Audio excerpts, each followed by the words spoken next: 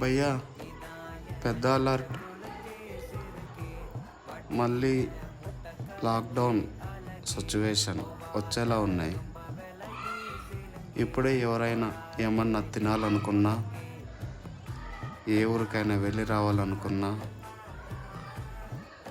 ఎవరితో అయినా ఏదైనా చేయాలనుకున్నా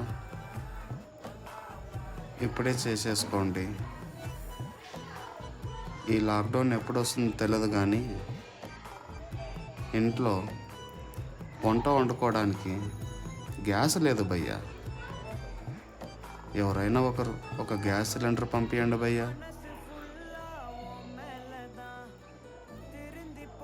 మీ అందరికి తెలుసు గ్యాస్ షార్టేజ్ అని, అయినా సరే ఏదో ఒకటి చేయండి. జస్ట్ ఆస్కింగ్ అంతే.